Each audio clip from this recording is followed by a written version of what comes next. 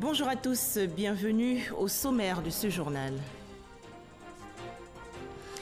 Le secteur éducation-formation en pôle position des actions du gouvernement ivoirien pour l'année 2019. Plus de 10 000 enseignants contractuels bientôt recrutés, les infrastructures scolaires et universitaires améliorées dans peu de temps. C'est une promesse du président de la République, Alassane Ouattara.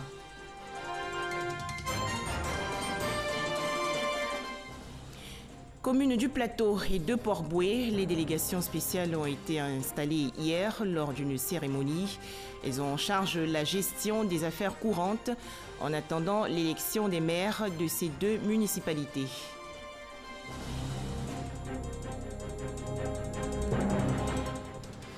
Enfin, la Chine explore la face cachée de la Lune. Pour la première fois, un engin spatial chinois a envoyé des images inédites.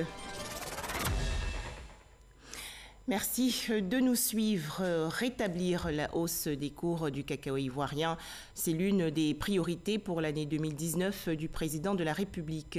Alassane Ouattara l'a souligné dans son message de Nouvel An à ses compatriotes. Le chef de l'État a également précisé que le gouvernement travaille à pied d'œuvre pour faciliter l'accès des entreprises ivoiriennes au marché africain. Les explications de Jean-Jacques Kwame-Ala. 750 francs CFA le kilogramme de cacao pour la campagne 2018-2019 contre 700 francs CFA la précédente saison.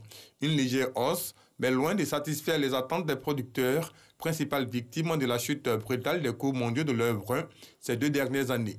Une situation aux lourdes conséquences budgétaires sur les économies de la Côte d'Ivoire et du Ghana, 2 pays qui représentent 60% de l'offre mondiale.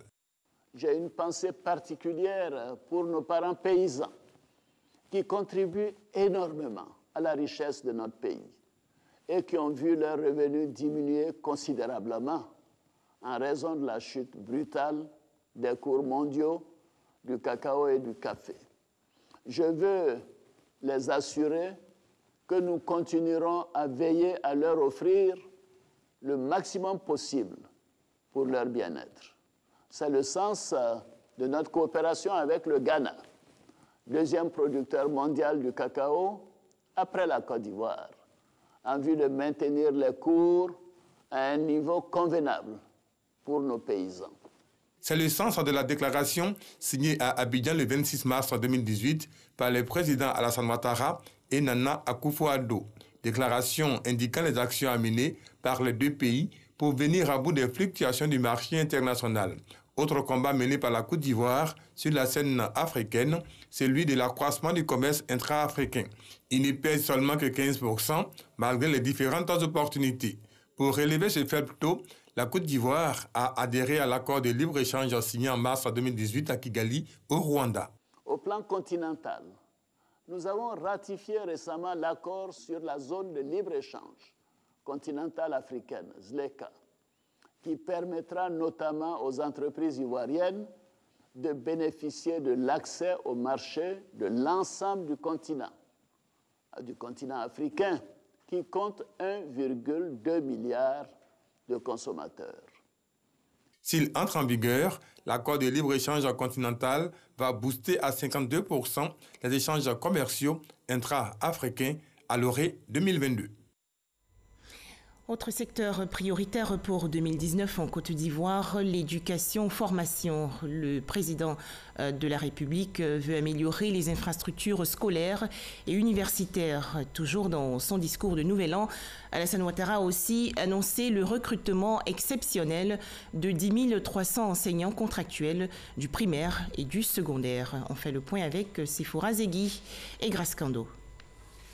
Cette année 2019, le gouvernement met un accent particulier sur le renforcement des infrastructures scolaires, universitaires et la qualité de l'enseignement. Le président de la République l'a indiqué dans son message à la nation le 31 décembre dernier.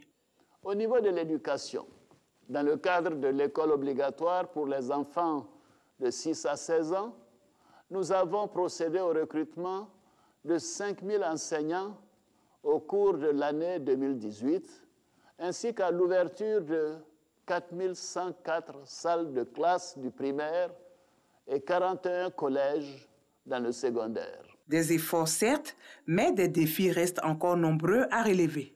Nous constatons avec regret que dans certaines zones, des parents continuent de cotiser pour l'éducation de leurs enfants en raison du déficit d'enseignants ou encore qu'il existe des écoles sans table-banc. Ce sont autant de situations inacceptables que le programme social va résoudre avec des objectifs précis sur la période 2019-2020.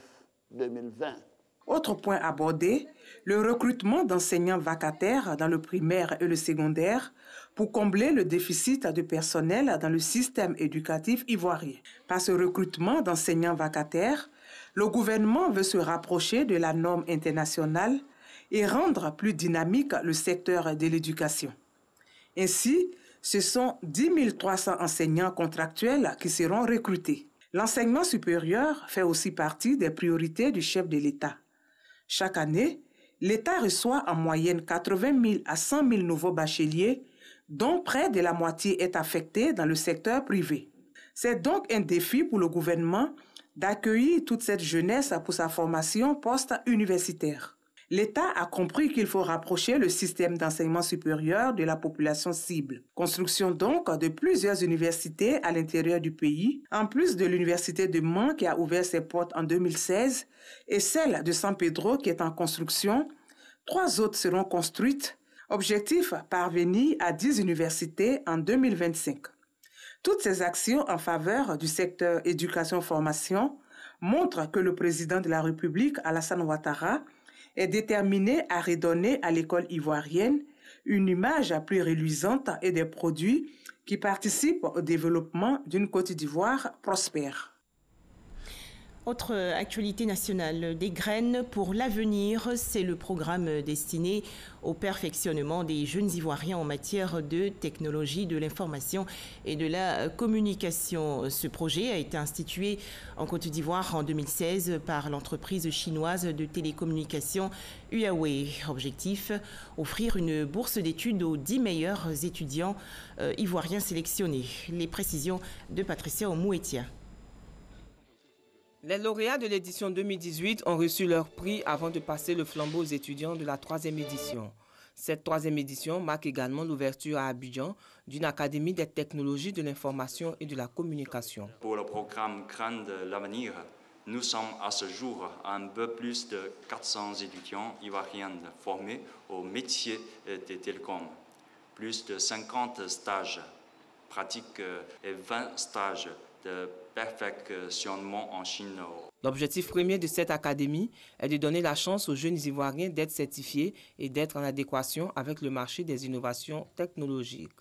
L'ambassadeur de Chine en Côte d'Ivoire a pour sa part relevé les progrès remarquables réalisés ces dernières années par la Côte d'Ivoire dans le domaine des TIC. Selon le ministre de l'économie numérique, le numérique est devenu un levier important de croissance économique, de création de valeur, de richesse et de transformation sociale. Former les jeunes est le meilleur investissement qu'un pays puisse faire, surtout dans le secteur du numérique, dont les enjeux futurs et actuels commandent d'avoir une expertise locale. La Chine a apporté sa contribution à la construction, entre autres, des réseaux 3G et 4G, du projet de vidéosurveillance de la ville d'Abidjan, du réseau de fibre optique et de gouvernance électronique. Le programme Seed for the Future est mis en œuvre dans plus de 100 pays à travers le monde et plus de 3000 étudiants ont déjà bénéficié de stages de perfectionnement en Chine.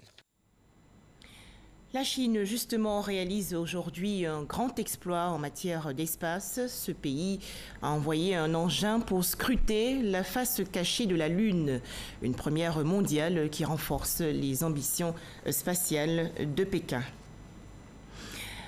Retour en Côte d'Ivoire avec cette caravane pour promouvoir la finance islamique dans tout le pays. C'est une initiative de l'Organisation pour la promotion et la recherche en finance islamique. Objectif, améliorer l'offre de services financiers et bancaires de base à faible coût pour les consommateurs en difficulté. Les explications de Lansini Bakayoko. Un pas de plus vers la vulgarisation des services de la finance islamique ainsi que leur intégration dans la structure du système financier ivoirien.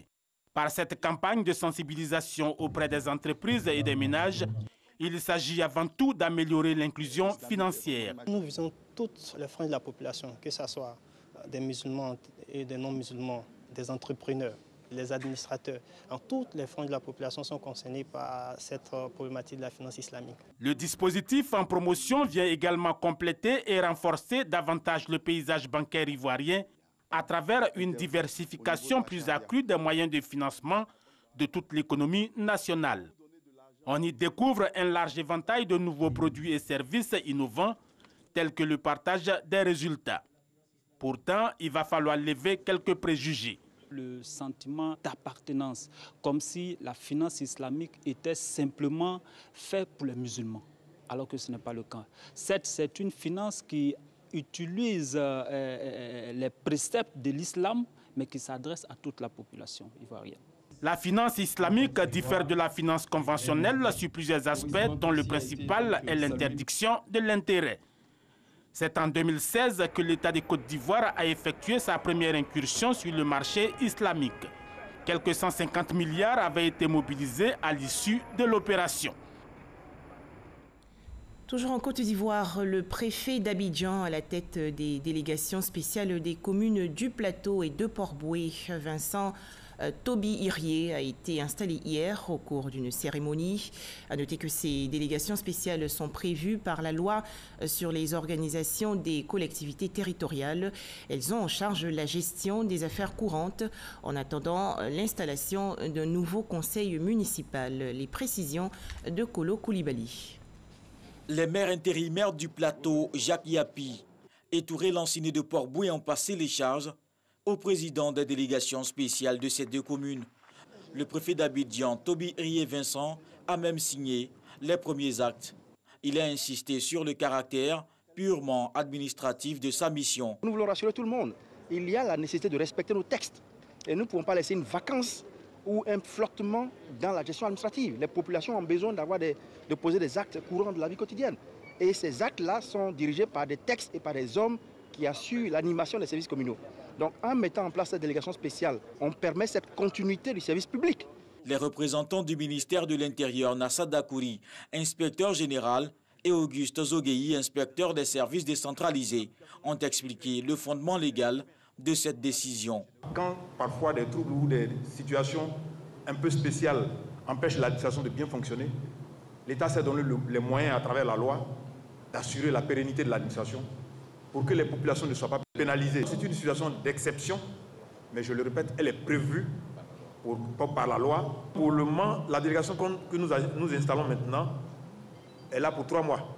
Si des projets ont été adoptés et approuvés, s'ils sont en cours d'exécution, il faut décaisser progressivement pour que les travaux puissent être exécutés progressivement. C'est leur travail, ça. Les petits matériels et fournitures de bureaux, leur mission, c'est de payer cela.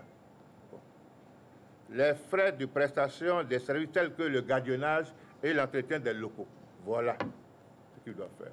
Leur rôle ne consiste pas à faire des investissements nouveaux. Selon la loi sur les collectivités territoriales, si au 31 décembre, le nouveau conseil municipal n'est pas installé, l'administration publique met en place une délégation spéciale. Elle est chargée d'assurer les affaires courantes dans un délai de 3 mois, renouvelable 3 fois. Au chapitre santé, les journées portes ouvertes du centre de naturothérapie spécialisé en sinusite. Le ministre de la Santé et de l'Hygiène publique, Aka Awele, a participé à cet événement. Objectif, s'imprégner des réalités du terrain. Les détails avec Chris Diomandé et Franck Quadio. La sinusite est une maladie qui se caractérise par l'inflammation des cavités autour des conduits nasaux. Elle est provoquée par la poussière et la pollution atmosphérique. Elle touche une personne sur 3 et 20% de la population mondiale est touchée par la maladie selon l'Organisation mondiale de la santé OMS. Il existe en Côte d'Ivoire un centre spécialisé pour le traitement de la sinusite, le CNS en sinusite situé dans la commune de Cocody, un centre qui allie médecine traditionnelle et médecine moderne. Le site est visité par le ministre de la Santé et de l'Hygiène publique. Vraiment, on ne s'attendait pas à ce que le ministre lui-même en personne vienne. Il a tenu à être là et nous sommes satisfaits. Nous savons que nous ne sommes pas orphelins. que la médecine traditionnelle a son mot à dire dans le traitement de la sinusite. J'ai été malade pendant plus de 10 années. Moi, c'est par la suite d'un accident que j'ai eu ce mal-là. C'est grâce à ce centre-là que j'ai aujourd'hui, vraiment, j'ai eu la guérison.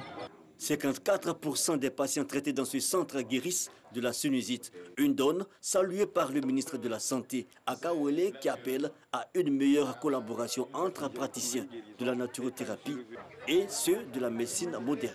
Nous devons collaborer ensemble.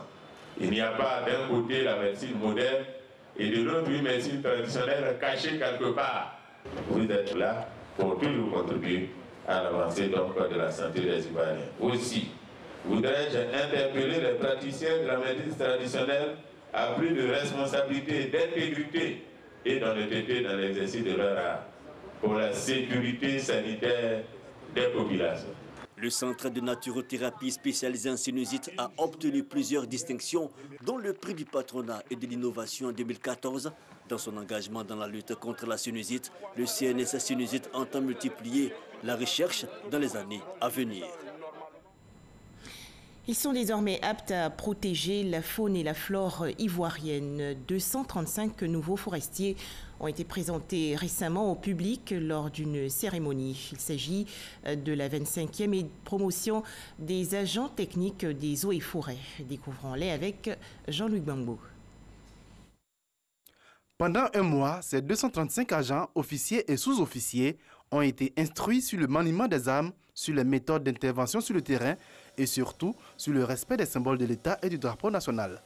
Une formation dont l'objectif est de relever un défi, la sauvegarde de la forêt, de la faune et des ressources en eau. L'État de Côte d'Ivoire vous confie la protection de la forêt qui malheureusement n'existera plus que de nom si l'on n'y prend garde.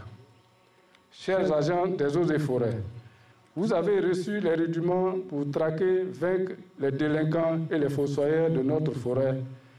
Faites-en un bon usage.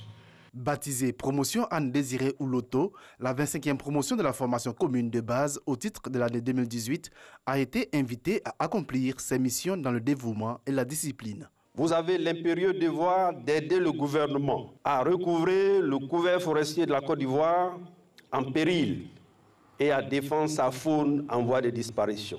Vous devez également œuvrer à préserver ces ressources en eau qui subissent actuellement toutes les formes de pollution et d'exploitation abusive. Il s'agit là du devoir sacré et de la mission première du ministère des Eaux et Forêts. La formation commune de base est obligatoire pour tous les corps militaires et paramilitaires astreints au port de l'uniforme et au maniement des armes dans l'exercice de leurs fonctions. Chaque année, 2 sessions de formation sont ouvertes pour permettre à tous les agents techniques des eaux et forêts de bénéficier de cette formation.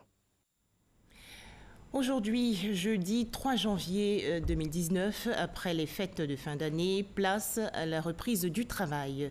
Retour au travail souvent difficile dans le district d'Abidjan, notamment dans la commune du Plateau. Ce n'est pas la grande affluence. On en parle avec Grace Kando. Mercredi 2 janvier, nous sommes au lendemain de la fête du Nouvel An. Commune du Plateau, il est un peu plus de 8 heures. Salle d'accueil de l'IPS Ségraeux, Komandio dit être venu exprimer une préoccupation. Je suis venu pour une réclamation. Il y a ma belle-mère qui perçoit la pension de son mari défunt. Il a 2 pensions. Il y a une pension civile et une pension militaire. Bon, la pension civile est passée pour le mois de novembre et puis décembre. Mais la pension militaire n'est pas passée. On m'a bien accueilli ici pour ce problème-là. Il est en train de faire des recherches à l'écran. Tout comme Komandio, Bruno est lui aussi dans cette agence. Je réside à Grand Laou. C'est un ami qui m'a appelé pour me dire qu'actuellement, il y a l'enrôlement au niveau de la Ségraïe. Je suis venu, la jeune fille m'a demandé, je lui ai remis. Il dit en moins de 15 minutes, j'étais satisfait. Et je retourne comme ça. Donc vraiment, tout s'est bien passé. Au niveau de la reprise, c'est les activités courantes déjà. Donc la prise en compte des différentes préoccupations portant sur les réclamations, sur le paiement, sur le dépôt des dossiers de retraite ou bien des ayants droit, mais également trouver une solution à toutes les personnes qui, pour des raisons X ou Y, n'ont pas pu toucher leurs fonds avant les fêtes et qui souhaitent percevoir leur argent. Décor similaire ici à la Direction générale du Trésor. Les agents sont en place et vaquent à leurs activités. Si au niveau de l'administration publique, les agents sont au travail, ce n'est pas le cas dans d'autres secteurs d'activité. La reprise reste timide dans les domaines du transport et du commerce. Habituellement, on reçoit les clients même avant 8 heures. Tu trouves le client t'attend devant la porte. Mais comme après les fêtes, on est là d'abord, il n'y a rien. On constate qu'après les fêtes, vraiment la reprise est un peu morose. Mais avec la confiance, la fatigue, ils vont reprendre juste petit à petit. Habituellement, j'ai fait 3 tours. À l'air comme ça, j'ai fait 3 tours. Mais aujourd'hui, c'est un tour j'ai fait. Ça ne marche pas. Une reprise difficile aussi dans les ménages. Chez la famille Mambo, la servante a brillé par son absence ce deuxième jour de l'an. Je suis obligée d'appeler mon employeur pour lui dire que vraiment j'étais serrée. Donc ce matin, moi-même, j'ai fait le ménage, j'ai fait la cuisine. Après ça, bon, j'ai fait la vaisselle, la lessive, j'ai nettoyé la maison. Elles sont en tâche de la ménagère, mais comme elle n'est pas là, moi, je suis obligée de le faire pour faire plaisir à la famille, pour que tout le monde soit content. Comme on le voit, les lendemains de fêtes de fin d'année, la reprise est timide pour le secteur libéral. Certainement que commerce, transport et autres activités retrouveront leur ambiance habituelle les prochains jours. Revenons justement sur les célébrations de fin d'année 2018. Bouaké, dans la région de Bouaké, a accueilli un concert géant. Plusieurs artistes nationaux et internationaux comme Salif Keita ont égayé les populations. Ce divertissement, faut-il le préciser, est un cadeau du ministre des Transports, Amadou Koné. Les détails avec Boubacar Silla et Léon Brou de RTI Bouaké. Ambiance électrique au boulevard du Carnaval se réveillant de la Saint-Sylvestre 2019. Les artistes, la dizaine au moins, dont Débordoli Koufa et Ariel Chené, n'ont laissé aucun Bouaké indifférent à leur message de paix et d'amour à travers des chansons et mélodies bien à propos.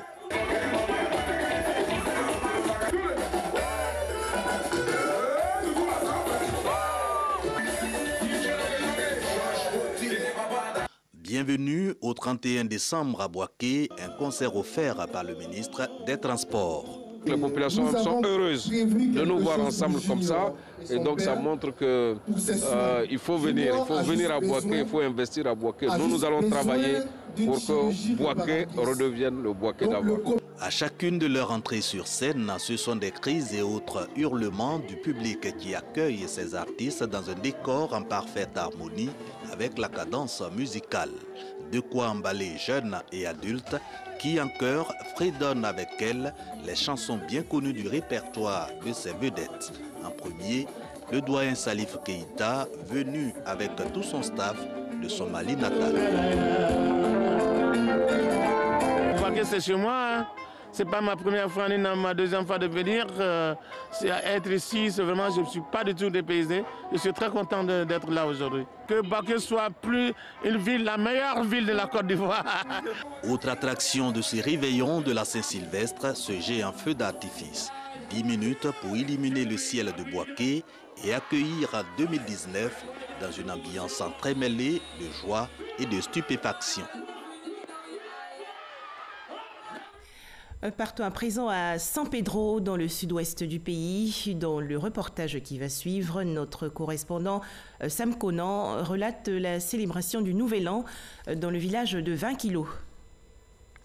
Célébration du Nouvel An au village, nous sommes à 20 kilos, village communal situé à 20 km de San Pedro, sur l'axe San Pedro-Soubré. Il est 6h30. Le village fait sa toilette pour ce jour spécial. La fête du Nouvel An, c'est ce 1er janvier. 7h, la chefferie se rend chez la matriarche, la plus ancienne du village, l'épouse du défunt fondateur. Comme chaque année, il y a un rituel avant les festivités. Chaque début d'année, on donne ce poulet et cette bouteille de liqueur en guise de reconnaissance au père fondateur de ce campement, qu'il accepte là où il se trouve aujourd'hui, bénir l'année qui vient de commencer. Après ce rituel, Chaque famille peut à présent tuer son animal prévu pour la fête. Voilà. Voilà. Bon, j'ai tué ce poulet. C'est pour mes étrangers. Si l'étranger vient, il faut lui donner coq blanc. C'est ça qui est bonheur à notre coutume baoulée. 9 heures, les femmes dans la cuisine entrent en jeu. On apprête les ingrédients pour le menu du jour. Aujourd'hui, on a décidé de préparer la sauce gnagna, gombo, guaguassou, un poulet, viande de bœuf, foutou, du riz. Pendant ce temps, les jeunes livrent un maquis de gala au stade du village. Les tout petits, et quant à eux, sont chez le coiffeur. Chacun veut se rendre beau. Je dois faire rapidement pour finir, parce que les enfants doivent s'habiller. De l'autre côté du village, le bangui prévu pour la fête est convoyé à vélo. Il est 12h30. Les femmes procèdent au partage du repas. Il faut donner à tout le village. Ça, c'est pour les djoulas. Ils ne mangent pas un djoufa là. Donc, on a payé un bœuf. Ça, c'est poulet. C'est pour les baoulés. 13h, c'est l'heure du repas en famille. Nous tous, on envoie. Et puis on partage ensemble. On mange ensemble. 2 heures plus tard, à la place publique, l'heure est à la réjouissance. Des pas de danse pour dire à quoi bas à la nouvelle année. Ils ont planté les poteaux jusqu'à aujourd'hui. Il n'y a pas lumière. Actuellement, là, c'est sous batterie qu'on est en train de danser comme ça. Donc on demande au président qu'il n'est qu'à nous aider, il n'est qu'à éclairer. Là, la prochaine janvier, on va danser en bas des courants. C'est sur cette note de gaieté que nous avons quitté le village aux alentours de 17h. Noël, Saint-Sylvestre et Nouvel An célébrés dans la joie, mais pas pour tout le monde, car certains, notamment des couples, ont fait face à un problème. Leur moitié leur a posé un lapin. Elle ne s'est jamais présentée au rendez-vous amoureux. On en parle avec Ongana Konaté. Assis seul sur une table, Guillaume cherche à joindre sa petite amie. Au bout d'une trentaine de secondes d'insistance, la déception est perceptible. Je cherche à appeler ma chérie. Donc depuis là, je l'appelle, son téléphone ne passe pas. Franchement, ça me prend la tête. Je ne sais même pas ce qui se passe. Et pour comprendre ce qui arrive à Guillaume, nous parcourons quelques rues de la cité des Antilopes. En ce 31 décembre, on n'aura aucune difficulté à retrouver les hommes dont les rendez-vous n'ont pas été respectés par les jeunes filles. Vraiment, je suis choqué. Ils ont pris l'argent et moi, je me fais mèche en sortie. À ma grande surprise, je les appelle, le portable est fermé. Moi, ça m'est arrivé par exemple ce soir. À la primaire, elle a appelé, ça n'a pas passé. Et déjà, c'est normal. Et t'aimes pas prendre ton air, pourquoi? Ça, c'est pas normal. Nous sommes là, la majorité de nous, on a été plaqués. Hein? On a été plaqués par les jeunes filles. Donc, on va faire comment? C'est la vie. Mais j'attends qu'elle m'appelle demain pour qu'elle puisse donner la réponse qu'elle souhaite. Accusées par les hommes de ne pas honorer les rendez-vous au cours de cette soirée, certaines jeunes filles ne manquent pas d'arguments pour se défendre. Est-ce que l'ambulance est forcée? C'est pas forcé, tiens. C'est pas forcé. Tu dis que le damage forcément il t'aime pas. Je suis avec ton chéri, mais ton chéri n'a pas les moyens. Et puis tu as ton pointeur qui est à côté, qui a beaucoup de moyens, beaucoup plus de moyens que ton chéri.